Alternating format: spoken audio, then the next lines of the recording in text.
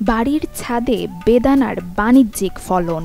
শখের বশে মাত্র একটি জাত দিয়ে শুরু করলেও এখন ২৫টি ভিন্ন ভিন্ন জাতের বেদানার গাছ শোভা পাচ্ছে ফরিদপুরের রিপন মীরের ছাদ বাগানে।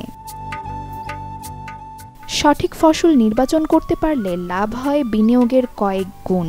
তারই প্রমাণ যেন রিপন মীরের বাগানটি। বেদানার ভালো ফলন হলেও চারাই এই উদ্যোক্তার মূল প্রাধান্য। বেদানার চারা কলম কেটে ১ বছরে রিপনের আয় ১২ লাখ টাকা। একটি জাত আমি বড় ভাইয়ের মাধ্যমে সংগ্রহ করি। তো সংগ্রহ করার পরে আমি ৬ মাস পরেই আমি খুবই ভালো একটা রেজাল্ট পাই। একটা গাছে আমার প্রচুর পরিমাণে ফল হয়। তো সেখান থেকে আমার উৎসাহ আরও বেশি বেড়ে যায়। তো বেড়ে যাওয়ার পরে আমি আরও বিভিন্ন জায়গা থেকে আমি আনারের চারা সংগ্রহ করি।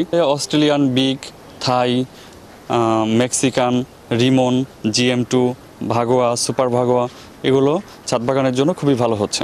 জৈব সারটাই বেশি প্রয়োগ করা হয়, রাসায়নিক সারটা ওইভাবে আমরা বেশি দেই না, কারণ আমার বাচ্চারা খায়। আর মূলত গোবর, তারপর খোল পচা পানি, এটাই বেশি, গোবর সারটাই বেশি, ভার্মি কম্পোস্ট এগুলো দিয়েই মাটিটা মিক্স করা মূলত। বিশেষ উদ্দেশ্য নিয়ে তার ছাদ বাগানটি করেছে, যেটা হচ্ছে আমাদের বাংলাদেশের অতি জনবহুল মানে জনপ্রিয় একটি ফল বেদানা, সেটাকে নিয়ে সে কাজ করছে বেশ কয়েকটি জাত নিয়ে। তার ছাদ বাগানের অনেকটা জাতই বেশ ভালো ফলন পাওয়া যাচ্ছে। তো আশা করি যারা ছাদ বাগানি আছে তারা যদি এই জাতগুলো নিয়ে কাজ করে এবং তারা লাগায়, তাহলে অবশ্যই তারা ছাদ বাগানে এই বেদানার ফলন ভালো পাবে। দৃষ্টিনন্দন বিভিন্ন জাতের বেদানার স্বাদ নিতে রিপনের বাগানে ছুটে আসছেন ক্রেতা ও দর্শনার্থীরা।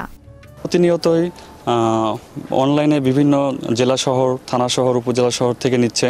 এছাড়া আমার বাগানে এসেও অনেকে চারা নিচ্ছে। রিপন ভাইয়ের আনার গাছে প্রচুর ভালো ভালো জাতের আনার আছে, এখানে সুন্দর চারাও আছে। আমি আসছি এখানে কিছু চারা সংগ্রহ করবো, আর আসলাম এখানে কিছু আনার খাইলাম, খুব মিষ্টি সুস্বাদু। আসি, যাই, দেখি, মাঝে মধ্যে চারা টারা নিয়ে লাগাই। আমরা এরকম বাগান বানাইতে পারি নাকি। ফরিদপুর সদরে ৩৮০টি ছাদ বাগানে বেদানা সহ রকমারি ফল ও চারা চাষ করে সফল হয়েছেন উদ্যোক্তারা। Desk report, channel 24।